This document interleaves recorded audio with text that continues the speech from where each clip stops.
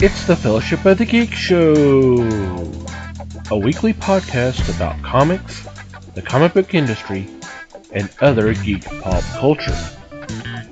Music courtesy of Manny the Martyr. And now, on with the show!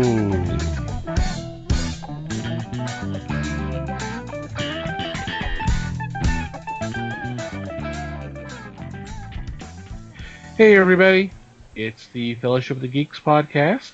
My name is Thomas Schick, and joining me for this episode is Mike Marlowe. Hey gang. And Les Webster. Hello all. How are you guys doing? Doing alright. Doing well. How are you? Alright, I guess. Hope everybody out there is doing okay. So, what's been going on in your corner of the galaxy? Well, this week, I actually managed to do something vaguely comics related. Hey. I watched a documentary. Okay. I don't know why it seems like, I feel like I've been watching a lot of TV lately and movies and stuff on Netflix and all of that. I don't know. I'm actually starting to get annoyed by it myself. But anyway, what I watched, which is comics related, was the 2014 documentary She Makes Comics. I've heard about this. Yeah, it's on Netflix, which doesn't help you because you don't have Netflix, but Right. It's probably available other places too. Sure. But I thought it was pretty interesting. It is, if you're not familiar, and if you're listening to this podcast, you probably are by now, but because it's been talked about quite a bit, especially recently, I think because it got put on Netflix. It is a look at women in the comics industry, past and present.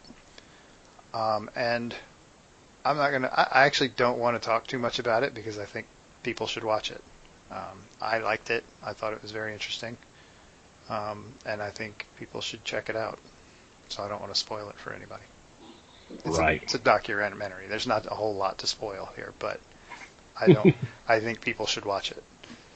Yeah, from what I've heard, it's a must watch, and I am definitely interested in that. So I gotta figure out how to get my eyes on that. Yeah, I'd like to track that one down too.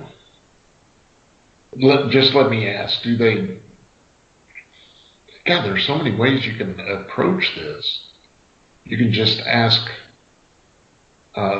women in the comics field, or you can talk about the history. Yeah, this one is one I do want to see. I'm going to have to hold my question. Yeah, and they do some of both. I mean, there's a lot of stuff that's going on. They talk to some creators, some people that you've heard of, and some people that aren't necessarily as prominent. So, and then they talk about some of the people who helped get the medium up and going. So it goes back at least into like it goes a good ways back. It goes back to like the turn of the 20th century. But yeah, it also talks about some people in like the mid-century, like 50s, 60s, 70s, in that time frame, and obviously up into the modern.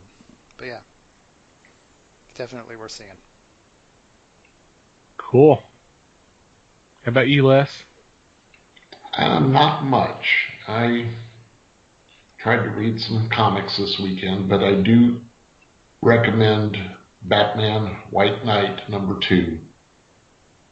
This is going to be a fun ride, and to see where Sean Murphy takes it it's going to be interesting because there's so many open avenues here.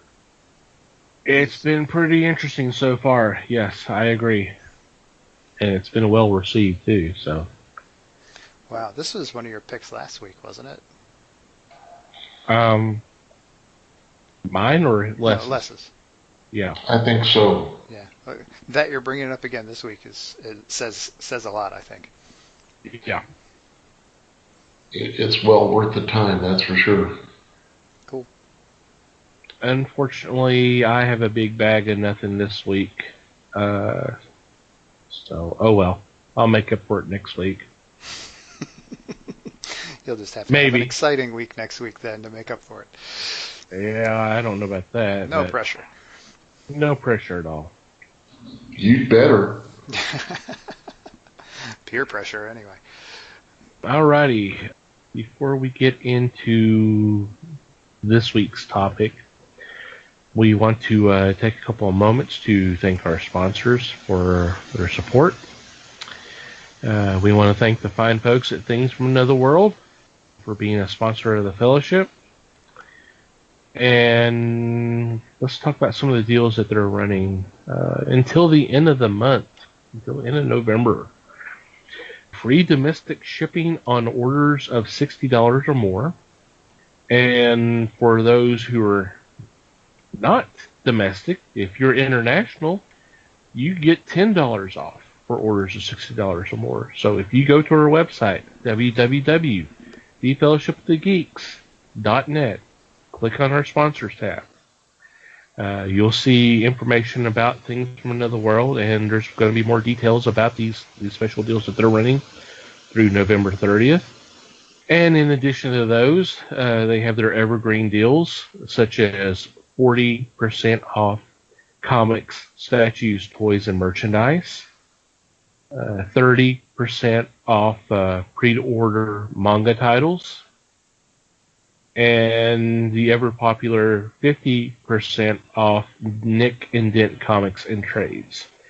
So while you're on our website, click on some of those links. That'll take you to their website and let them know that we sent you their way. And, man, I mean, $60 and you get free shipping? Very nice. Sweet. Or even 10% off. That's still a good deal.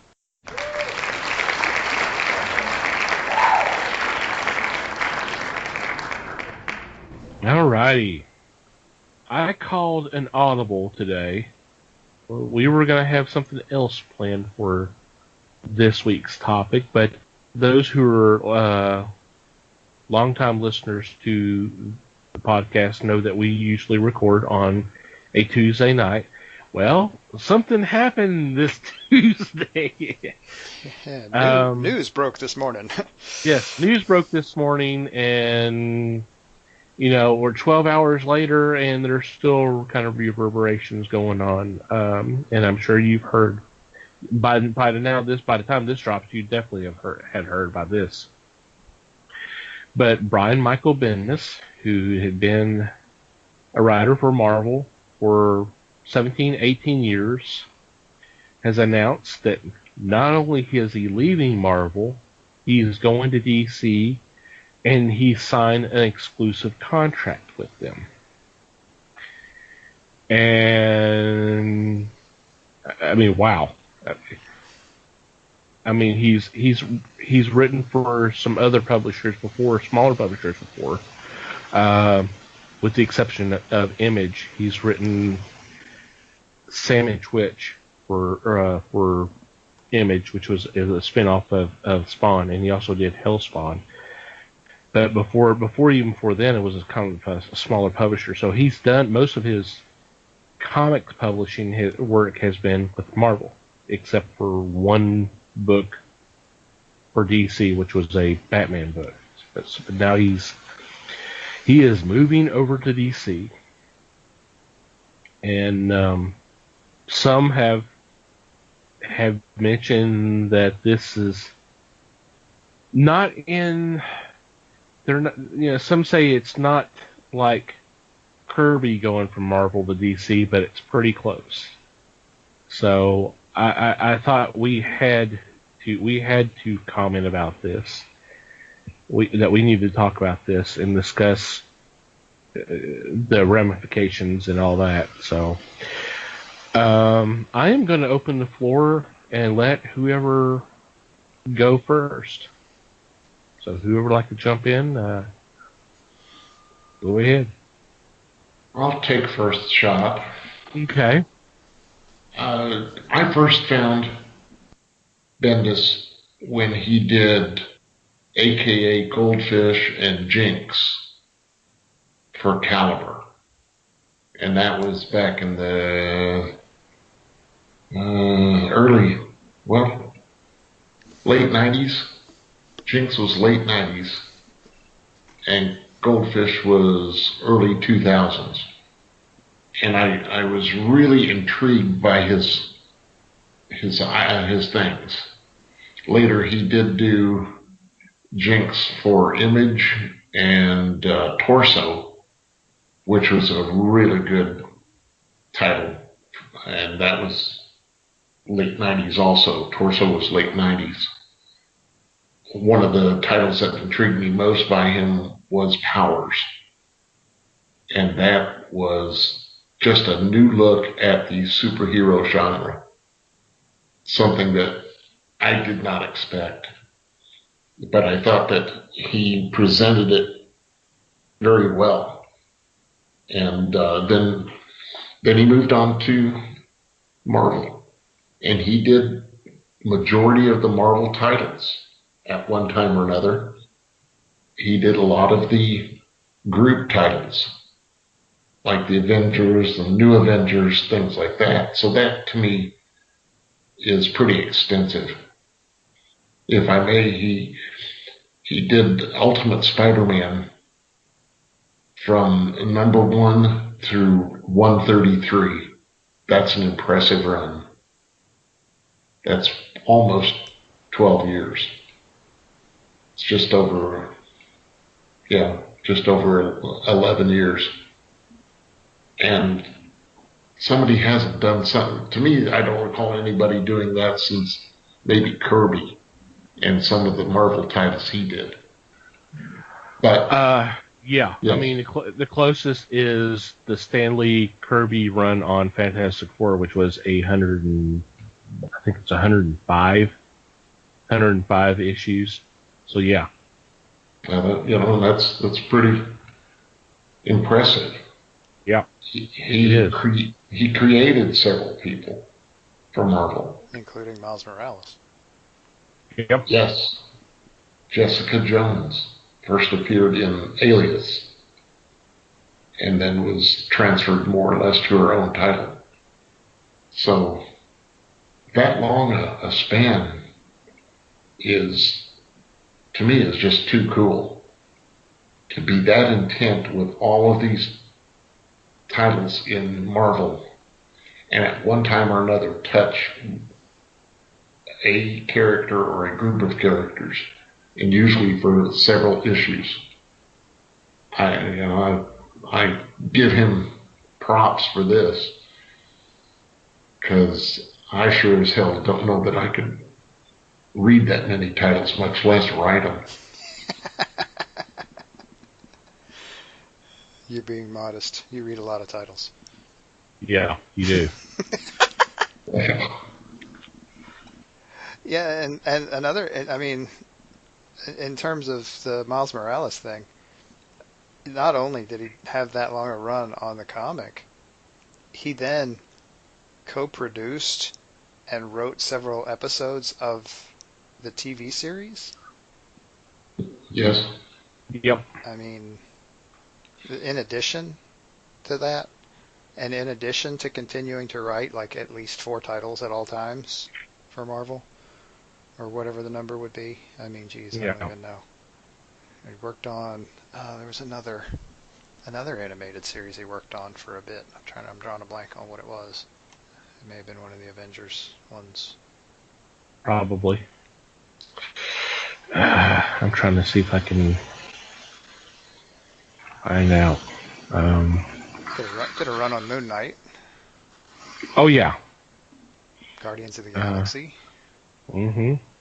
Oh, I mean, yeah, the Avengers, and of course the big events like Secret Invasion, Secret War, the New Avengers and the Avengers Disassembled, House of M,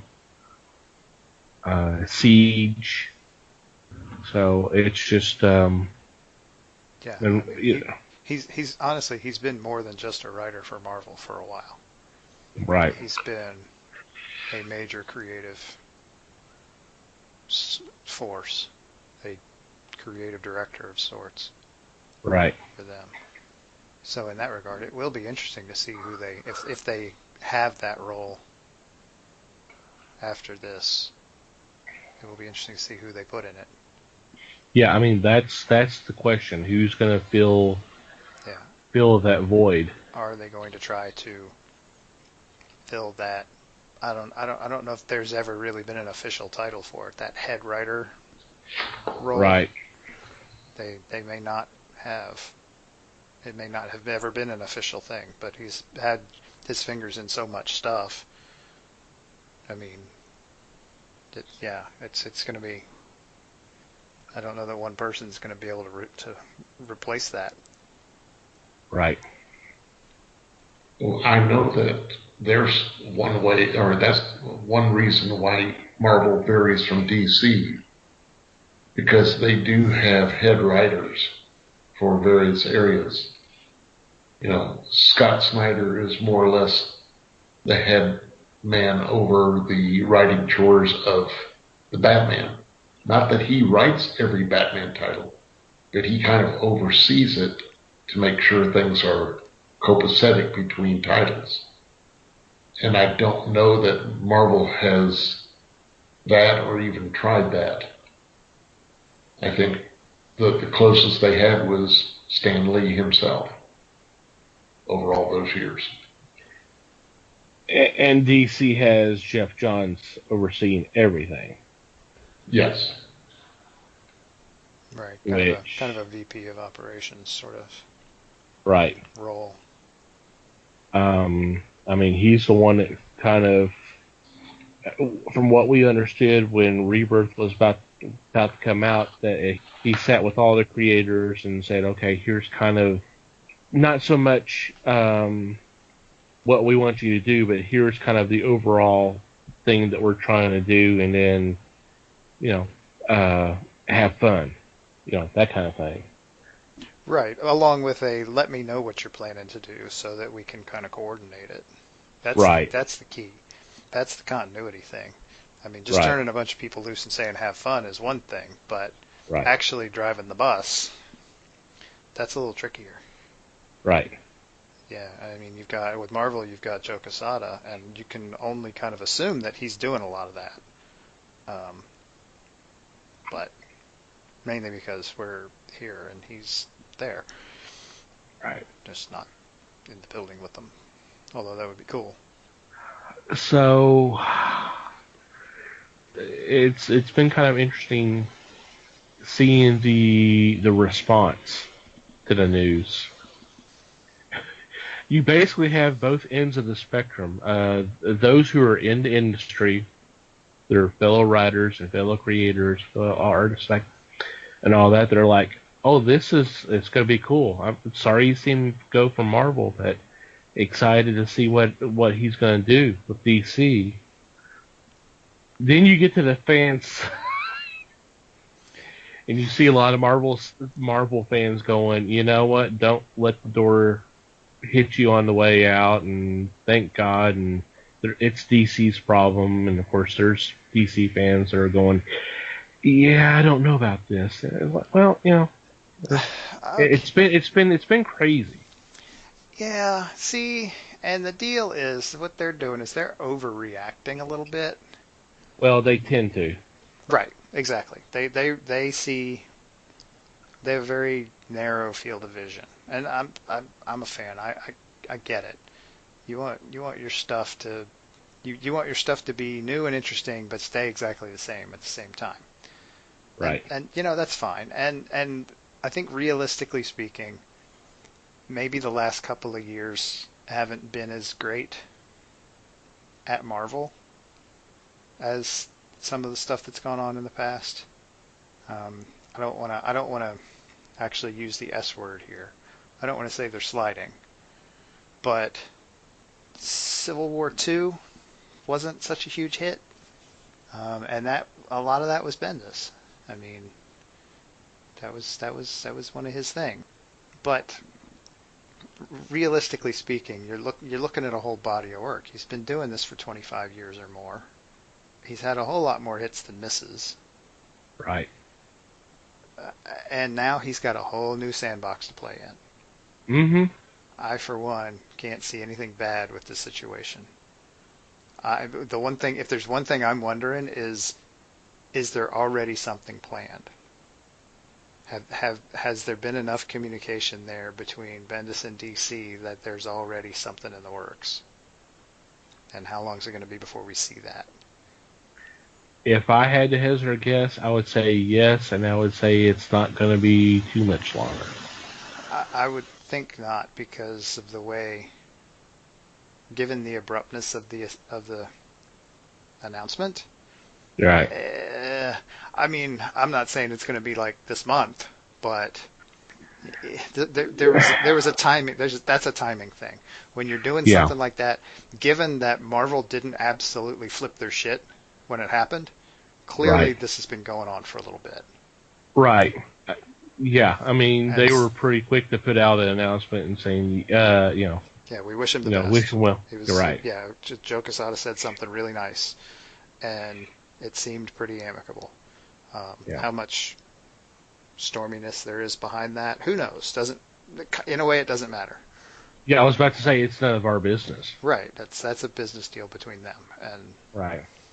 All we get to do is now see what happens. Right. And honestly, I think given who this is, I think it's going to be interesting. I think some very good things could come out of this. Getting back to what you were saying just a minute or so earlier, yeah, I think there's already something down the pike now. Could something hit February?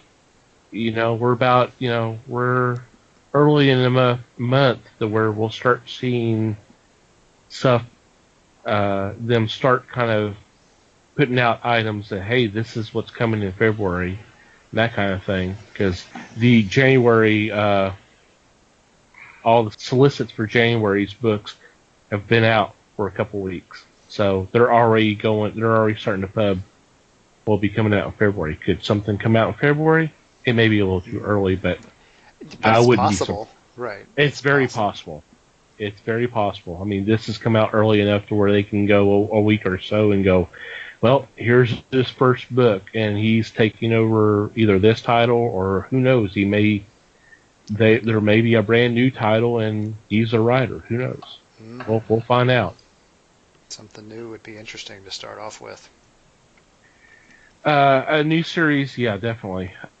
A question I saw online that I had thought of too, and y'all mentioned some of the titles earlier, is Powers, Scarlet, and United States of Murder. These were books that he wrote that was under Marvel's Icon imprint, which I and Les will back me, will testify that I've said this before, that imprint was basically created so Bendis could write his own creator-owned material, because it seemed like that was the only thing that was being published through Icon.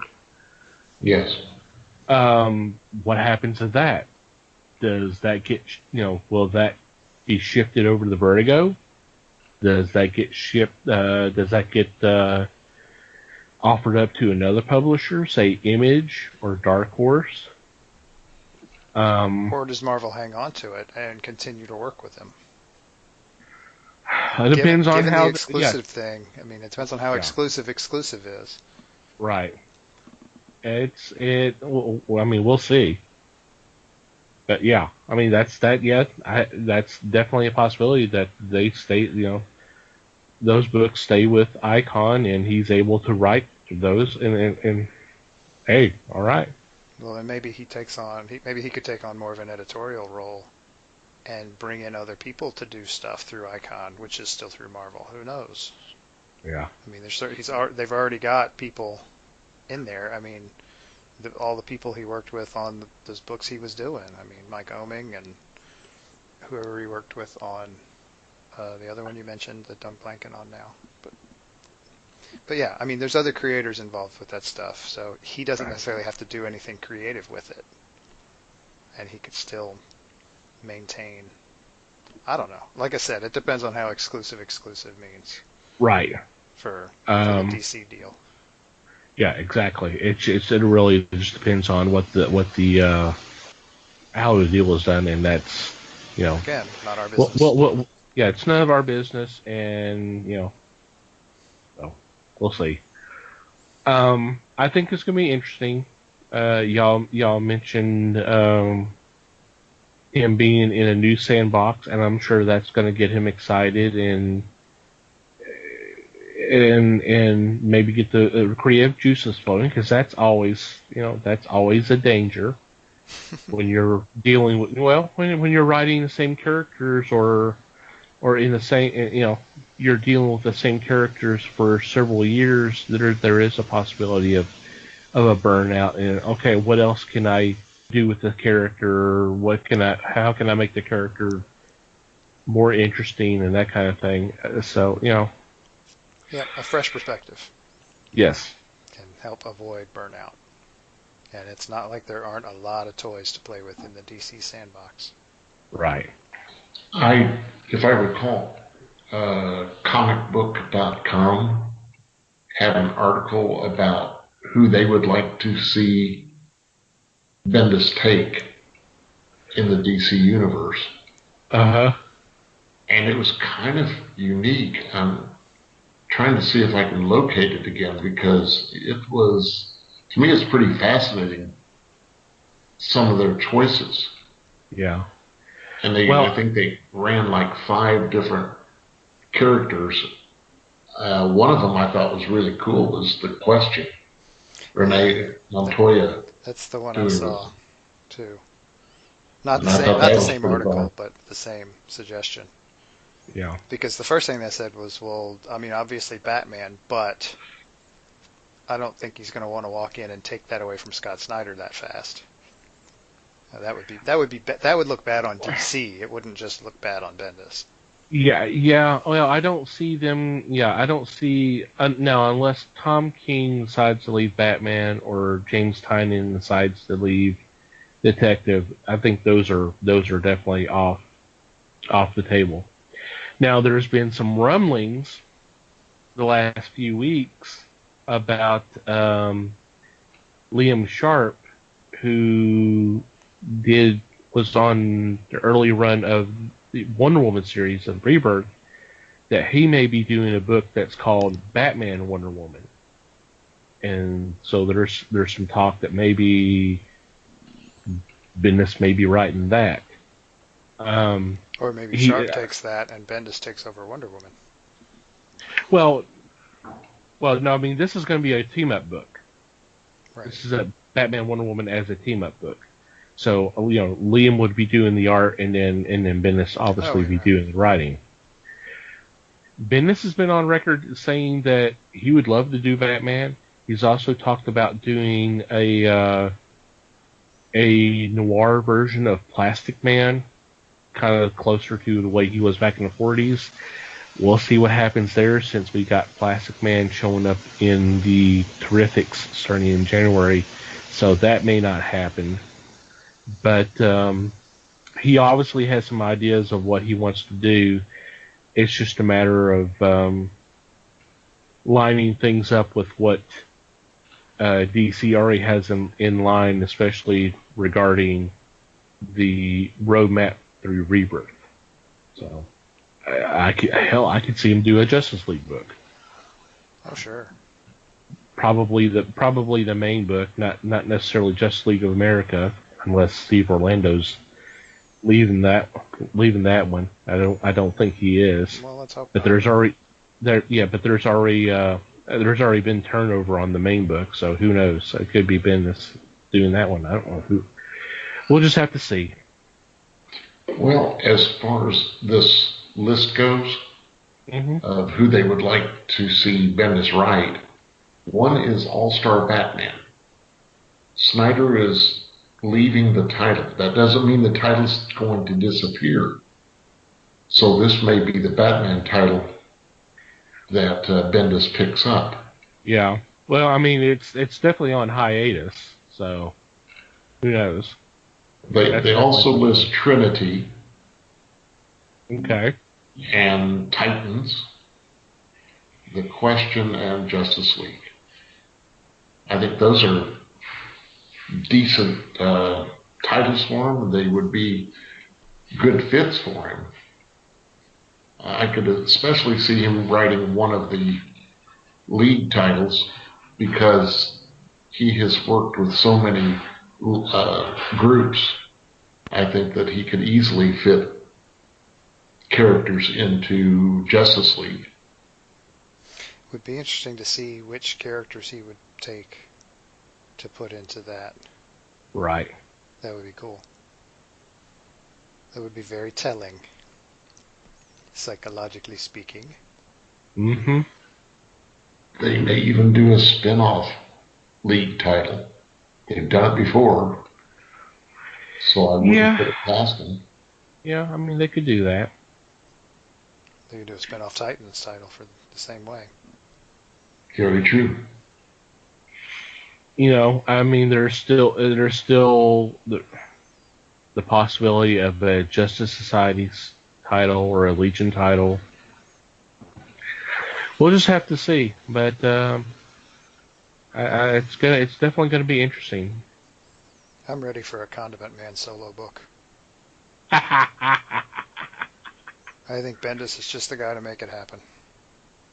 Who knows? Tom King made Kite Man interesting, so I mean, anything's possible. Right, exactly. I mean, Clock King wasn't all that interesting until Batman the Animated Series, and then they did more with that in the books. So who knows? I think what is equally going to be interesting is to see how Marvel responds. Les and I were kind of talking about this earlier, and obviously we were joking about it before show because someone had sent a question to Jim Zub through his Tumblr account, and it's a funny response. We'll have to post the link in the show notes. Yep. Essentially, it's like the Marvel games. Basically, the writers would be going after each other but I don't really see it. I don't think they'll have like one person. Not that I saw really Bendis as the guy, but I mean he just kind of was. He was working a lot. He was doing a lot of different things, and maybe more than any one person would otherwise want to do, and or be effective at. And so they may be better off spreading some of that out over several people. Well, yeah. Well, I mean, I could see Marvel, and of course, one of the things that Marvel is known for is hype and promoting and marketing. And what they could do is just say, okay, here's our guys, or here's our gang. I don't mean to make it guys saying, there's not going to be any female creators involved, but here we go. Here, because they do this every once in a while. Here's our next generation of artists and that kind of thing. So here's and it's the push for the other writers such as G. Willow Wilson, Donny Cates, who they just signed on, Charles Soule, who's already been there, Jim Zub, who does everything. He writes for everybody. Just kind of we'll go back and kind of spotlight those and say, Yeah, let them share the spotlight a little bit. Right. Bill it as a team rather than as a single head of state. However you want to look at it. And this may be a good thing for Marvel as well, as obviously we've talked before about some of the stuff that's been going on the last couple of years with them, but this may be a nice change for them as well, kind of a refocus as well. They could use it that way as a you know what I'm talking about. Right. It's a shift. And the question is going to be whether they choose to shift things. Well, it's going to be whether things get shifted effectively or not. It's going to be well, how long it takes for them to get things kind of the way they want whoever's driving the ship wants it to be. Right. Or if they want one person driving the ship. Maybe it's a decentralization of power. Who knows? It's like I said, it depends on how the execs decide to handle it. Right. And that's not something, as much as we are comics journalists, we will report it as we get the information, but unfortunately we're not as much insiders as we would love to be. Speaking of which, Marvel, if you need some insiders, let us know. If you're listening. Well, you touched upon his film work. Can you see him being drawn into the DCU for filming? Can you see him as either a writer or a producer of some sort?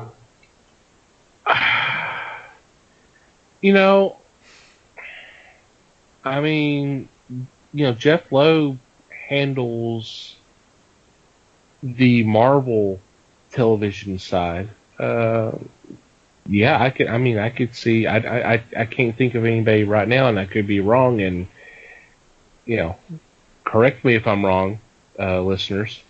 I don't think there's really one for the DC side. So he could do something like that as well as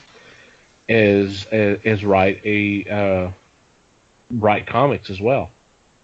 He can oversee the stuff that's on CW, and I guess that's all. It's really they're all on CW for the most part. Well, in the movies. I don't. Yeah, I don't know. I don't know if they would do that, but not immediately. I honestly don't know what they're doing with the movies, frankly. But that's another show. You're not the only one who's not sure what the hell they're doing with the movies. I think there's an argument to be made that maybe they don't know what the hell they're doing with the movies. But anyway. But I'm just saying that obviously there's a possibility with maybe overseeing the God, I'm having problems talking today with the television side. So who knows? It would be interesting. It's a possibility. It would be interesting to see them maybe get him to pop off a couple of test scripts for Arrow or something. Right. That would be interesting. Because apparently he kind of likes the dark stuff a little bit. He likes the crime thing. Let's see what he's got, Right. I could see him working under Warner Brothers, maybe alongside Jeff Johns, to get some of these other film projects underway. I would like to see some of the cleanup of previous programs. I would love to see a Green Lantern movie that actually does the character justice. No pun intended. Yeah. Something like that would be great. They could do single shot films. Just, here's a character. And then we're done with it until maybe a major crisis film. And that way they can bring all these people that are already in the know of the minds of the viewing audience and say, okay, in this story, this person will take place, and you have to come to see how and why. There's so much stuff that can be redone in the DC universe. People are saying Batman versus Superman, which I kind of have a problem with. That to me was instrumental in getting a Justice League movie in the works. They also make a statement about Suicide Squad, but I thought Suicide Squad was a decent standalone film. Later, it will involve more of the DC universe. It was big enough that they decided to give a Harley Quinn movie a try. So it had to have done something right to get people involved. Well, and if you want to test drive him on something like that, hand him an animated feature. DC still does those. We don't talk about them much, but they still do them, and they're actually still doing pretty well at them. Yes. Hand him one of those for if you want to test him out on Green Lantern. Test him out on Green Lantern. Give him say, okay, write a Green Lantern animated feature. I mean, whether he's involved in production on it or not, whatever. But just get him, start him out there, and if that works, then okay, maybe he can handle the cinematic stuff. You know, that might be a better test than putting him on a TV show. TV shows are different. True. I agree. They've certainly got the tools available there. And they've been doing it long enough that they've got a sense of how if something doesn't work, they can either fix it or just scrap it altogether. Which they have essentially done with Green Lantern. Yeah, kind of. Which is kind of a pity, really. It is to me. There's a lot of potential there. And I'm not even talking about the way they've spread it out so it's this huge, massive interstellar organization. I'm talking about Hal Jordan. I think it would be interesting to get back to Hal Jordan. Yes. Get him back to Earth for a little while and have something interesting happen to him. Hal Jordan, for the longest time, was DC's space cop. Yeah, all by himself. Yes.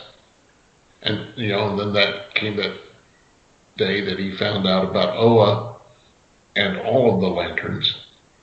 So I think it's time to almost take it back prior to Oa's appearance. Maybe redo the origin so it's not as messy and not as comedic. Because otherwise, you get it being the butt of jokes, such as those in Deadpool. So, yeah, strengthen it. See, I don't even think you have to go that far, honestly. You don't have to redo his origin. Something happens, and he gets essentially put on administrative leave from the Corps. And so, with nothing really else to do, he comes back to Earth, just basically to hang out for a year. Or to figure out what's going on inside his head that's messing something up. That he's not getting the job done somehow. Something's changed in his own perspective. Let him figure that out. And, I mean, it's easy to drag that out into stuff happening to him here that helps him figure himself out or whatever. I don't know. A story, a self-discovery story. I'm just spitballing here. Apparently I need to get on the phone to Bendis and start talking to him because maybe he's the guy to talk to now. Okay. I say that as if I have any idea what his phone number is, but anyway. It's 555. 555 bald. But anyway. As a follower of DC Comics, I'm looking forward to see what he comes up with. Hell yeah. I'm not a follower of DC Comics, and I'm excited about it. Just because I think it'll be fun to see somebody who's been that actively creative for as long as he has been. Like I said before, turned loose in the DC sandbox. I mean, I doubt it's going to be exactly that, but the idea is he's got a bunch of stuff there he can potentially mess with over the next few years. Well, look how many forgotten characters there are. Mm-hmm. Thomas showed me a picture from an upcoming comic, a holiday comic, was it not, Thomas? Yeah, it's a holiday special. And I was, just to see the picture made me happy, because it was a group of characters that have not appeared for oh so long, although it was a very short run in which they did appear. The Atomic Knights. coming forward, and somebody did a page of sketches for the Atomic Knights. I think it'd be fun to have a 1 or 2 issue, maybe a 3 issue series of the Atomic Knights. They won't be really fitting into the DC universe per se, but I thought they were a great diversion from everything that was out at that time. Sure, why not? We'll just have to see. Obviously, things are developing. It's an exciting time, no matter how you feel about Bendis as a writer or DC Comics or whatever. It's. I mean, like I said, it's caused shockwaves in the industry. So I mean, this is kind of a big deal. So it's definitely going to be interesting to check things, see how things are. Any final thoughts before we wrap things up? No, other than, Brian, if you're listening, good luck, man. Yeah, definitely. I have to go along with that sentiment. Yep. Don't think he's listening, but yeah, I mean, we wish him nothing but the best. Mm-hmm. It's actually for everybody's best interest that he does well. So, with that, we'll take a quick break and come back with our weekly picks.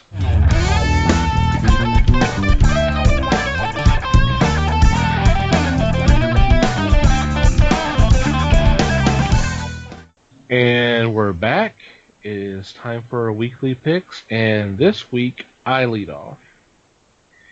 And for my first choice, I am going with IDW Publishing. And this is Star Trek Boldly Go number 14. Written by Mike Johnson. He's been handling the main Star Trek books basically since the reboot. So he's been doing it for several years now, 6 years now.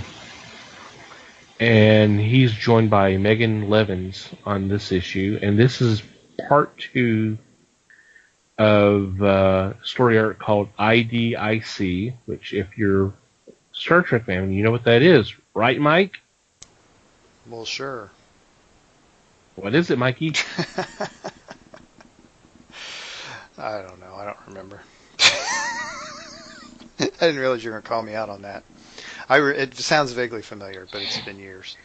Infinite diversity in infinite combinations. And that was something that they really got into early on in the novels, and I don't remember that far back. I'm not going to lie. That was a long time ago.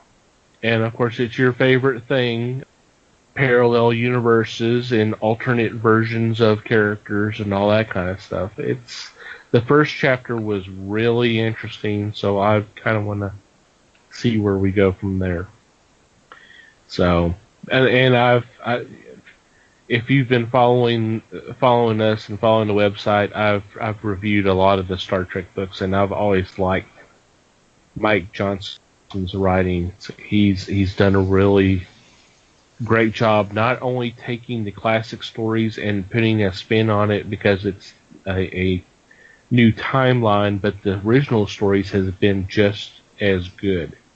So I'm eager to see where we go from here on this story arc. Yep, and I've always liked Megan Levin's art, so. Yeah, cool. Definitely. Alrighty, Mikey. I'm up next, and I just noticed a minute ago I've got some pretty dark stuff this week. We're going to start this one off with an image book. This is Postal number 24. This makes me sad because this is the end. This is pretty much the end of Postal. So I realize it may seem like it's a bit late, but man, I've been telling y'all about this book for years. So since the beginning. So, but yeah, I mean, this is Mark has a choice. He has to decide whether he's going to stay and defend Eden, or if he's going to take off with Maggie, which is pretty much what he's always wanted ever since he met her. So whether he's basically going to have to choose between his mother and Maggie, and I don't know, man. This is gonna be hard. This is gonna be a bittersweet one because, like I said, I've been a big fan of this book, and I am sad to see it go. But I'm looking forward to a really cool ending. And it's the thing that makes it great is it's ending on its own terms. Yep. It's not canceled. There was an ending, and they had a chance to tell the story all the way to the ending, and that is something that cannot be said a lot in comics. So congratulations to them. It's been a great book, and well, there's always the trades. There's always going back and rereading the floppies as well. So Yep. Oh yeah, I've got just most of them at this point, so I will obviously be able to get the rest. there you go. Was that a bi-monthly, every other month publication? No, when it was on, it was monthly. It did take hiatuses. It was pretty much 4-issue arcs the whole way through, so you get this. I mean, this is obviously going to be the end of the 6th trade as well. And there were sometimes a few months between arcs, but it was pretty consistent. It stayed. It didn't take more than a couple of months off at a time. Okay. Alrighty, Les. My first choice is from Marvel. Surprise, And surprise. this is not brand Echh, number 14.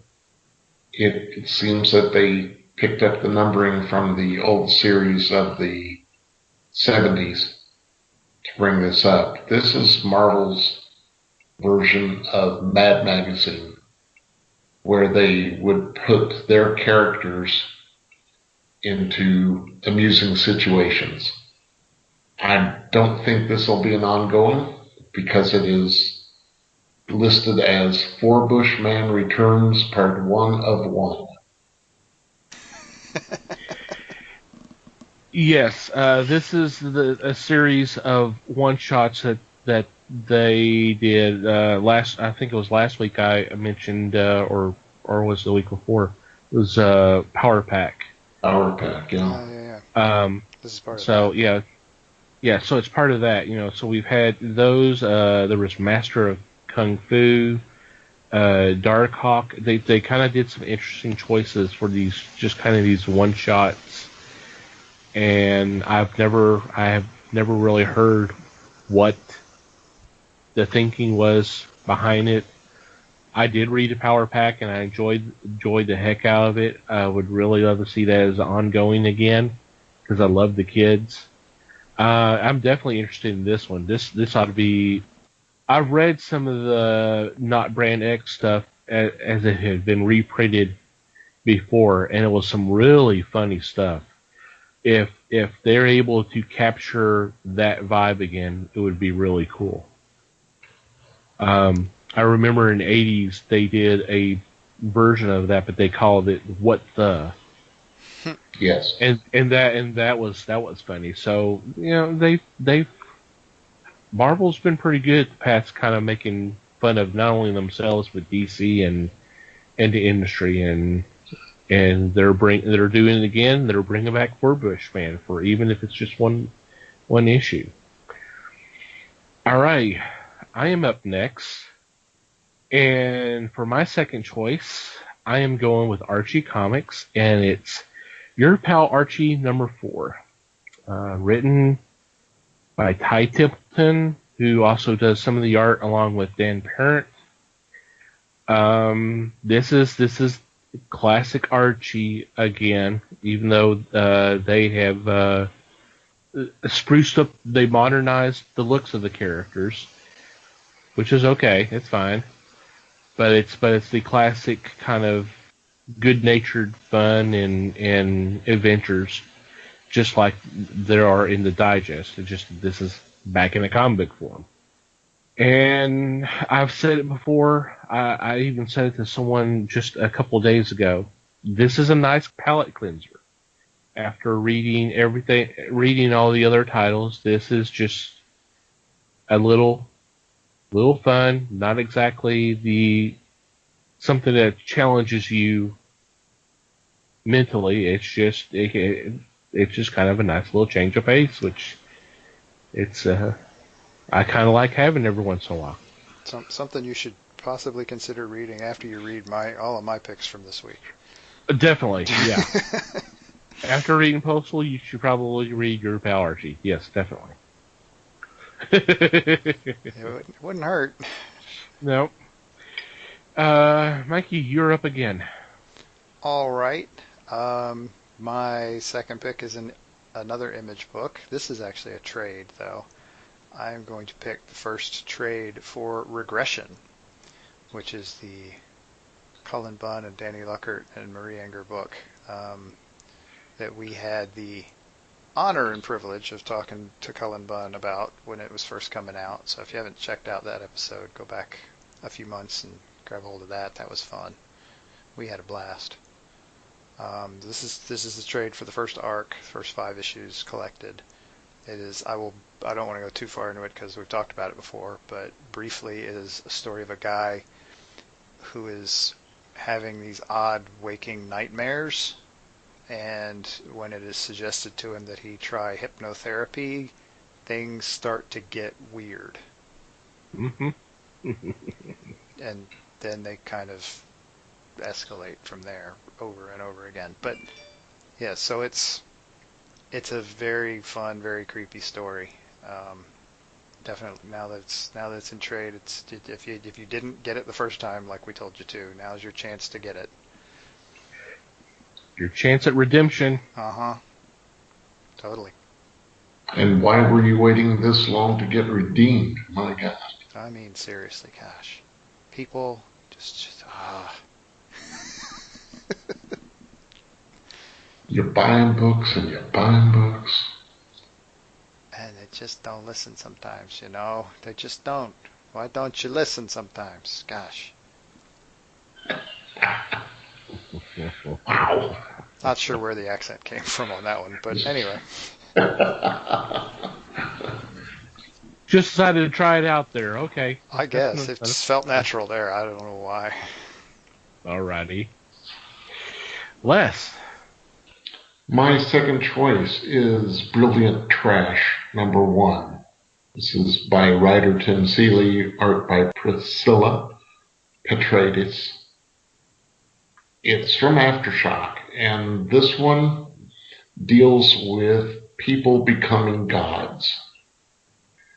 It happens that a superpowered teenage girl lays waste to the city of Jerusalem, wipes it right off the face of the earth.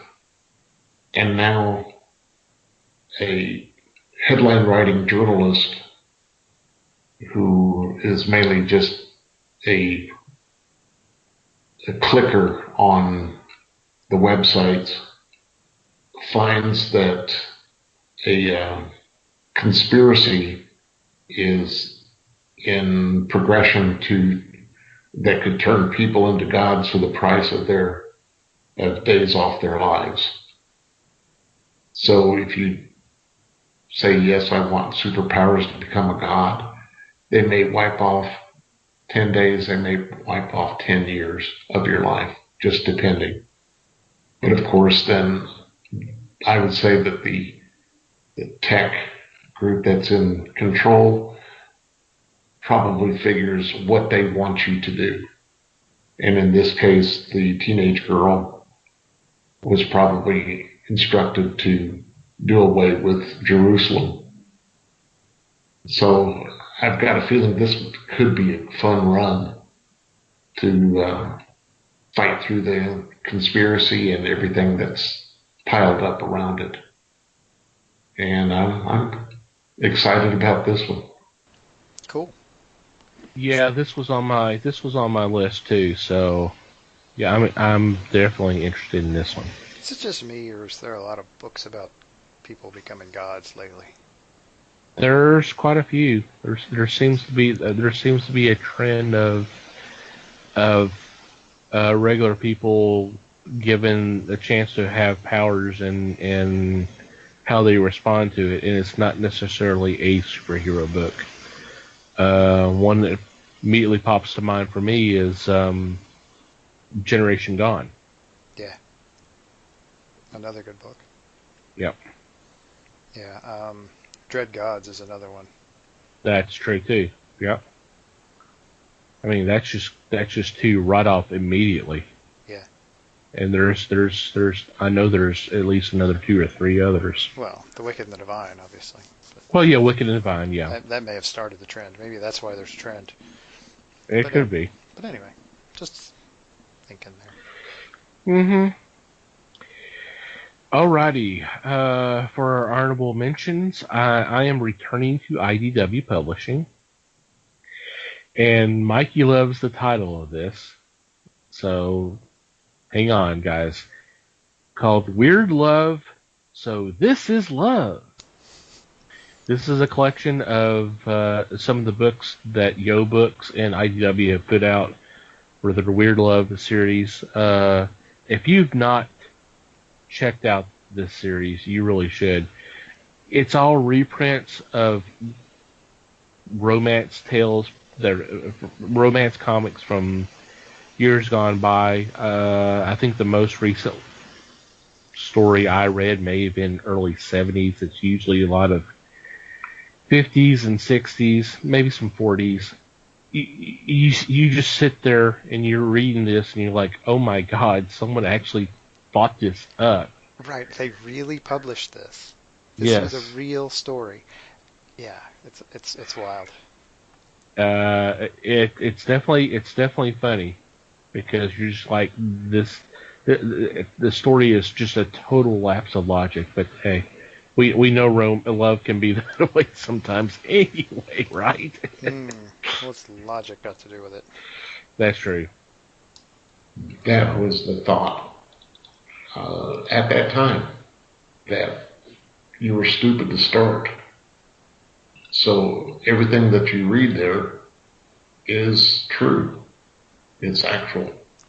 Although you want to hopefully say that it's not, but right. It's bad stuff. Might not exactly be common, but it's a real thing. Alrighty, Mikey, your honorable mention. Okie dokie. Yeah, I'm jumping over to Dark Horse this time. And this is a title that actually surprised me quite a bit. It is Call of Duty Zombies. This is the trade collecting issues 1 through 6. And I didn't... this is going to sound weird. I didn't actually intend to get into this series. Because I will admit, I mean, I like the horror books as much as anybody, but I gotta admit, I'm just about done with the whole zombie craze. But, I mean, and like a lot of zombie stories, this is not necessarily about the zombies. The main characters, the people, the humans in this story, are actually turned out to be very interesting characters with a very interesting kind of team dynamic going on. And it really just worked really well. That and the art really is good. I mean, this is a beautifully drawn book. I think I picked it up at first because it was Justin Jordan. If I remember right, that was why I picked this thing up at first, because Justin Jordan wrote it. I was like, oh, I'll give it a shot. He's written some good stuff. And it turned out to be a really good story, despite being set, obviously, in a video game horror story. I thought it worked really well overall. And so I think reading it collected, I mean, if you weren't into it with the floppies, reading it collected, I think might be the way to go here. So I definitely think it's worth checking out. Cool. Yeah, I like that. Yeah, I'm way past burnout on zombies, but this definitely this sounds interesting. So, alrighty, Les. My choice is from Alterna Comics, called Doppelganger #1. Jordan Hurt, and Emmanuel Zers Javier bring this one to you. It's about a computer engineer that after a car crash, he finds himself, he has a concussion. Well, okay. He has a concussion and a demon. He believes that he's hallucinating because of the head injury, and his grip on reality just floats away when an evil version of himself begins to torment him. I believe this one is a 4-issue series, which Alterna is putting out there, which is a great idea. And once again, at a cost of $1.50 an issue, to me, it's well worth the time and money. So if you get a chance, try Doppelganger. Yet another fun Alterna book. Mm-hmm. They're getting to be pretty good at this. Yeah. I think so too. Yeah, this was on my radar as well. I kind of liked the premise, and seeing the cover, I was like, okay, this is going to be interesting. Alrighty. Any special mentions today? Any special shout-outs? No, I think we talked about the big news for today. Yeah, I think so too. Alrighty. Let's go ahead and do our regular shout-outs then. First, want to say thanks and hey to Manny the Martyr for the awesome music that's we use for our podcast. We appreciate it a lot. Awesome guys, great musicians. We'll have a link to their music on our show notes, and of course you go to the website and click on the podcast tab. You'll see their logo. Go check them out. Definitely check out their music. So thank you guys. Also want to thank the fine men and women of the Pottern family on Twitter for spreading the word of the fellowship. Any kind of podcast that you may be looking for, you can definitely find it there. All you got to do is go to Twitter. You don't have to necessarily have an account, and do a search, hashtag Pottern family. That's all one word, and knock yourselves out. Thank you guys for your support. It's very much appreciated. And finally, you, dear listener, thank you for downloading and listening to today's episode. We appreciate you checking out our previous episodes. We always value your feedback. If you have any comments, suggestions, questions, anything, please let us know. We're always willing to listen. There are several ways you can contact us. Contact us through the email, and that address is email@thefellowshipofthegeeks.net. Or you can go to the website, go to our About Us tab, and there's a form there that you can fill out, and we will receive that. You can contact us through social media, on Facebook, The Fellowship of the Geeks. Feel free to follow us there, and you can contact us that way. Obviously, we're on Twitter, @Fellowship Geeks, and that same thing goes there.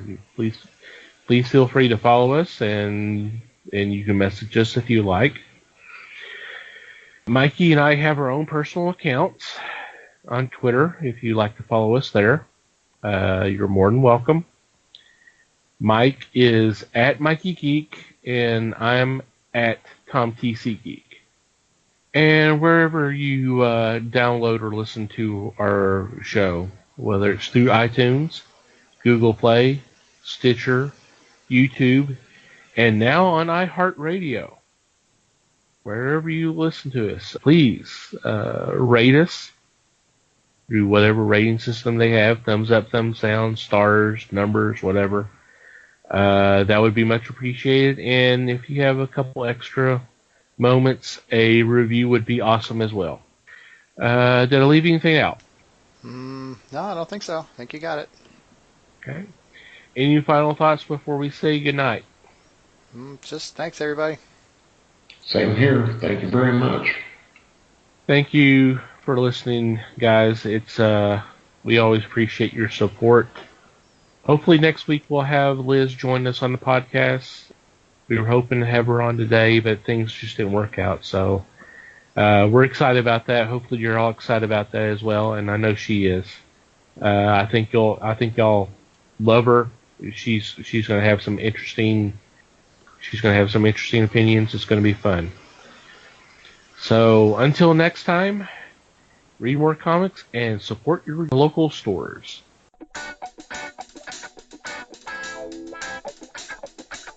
We thank you for listening to the show. Comments, suggestions, and questions can be sent to email@thefellowshipofthegeeks.net. You can follow us on Facebook at The Fellowship of the Geeks and on Twitter at Fellowship Geeks. Until next time,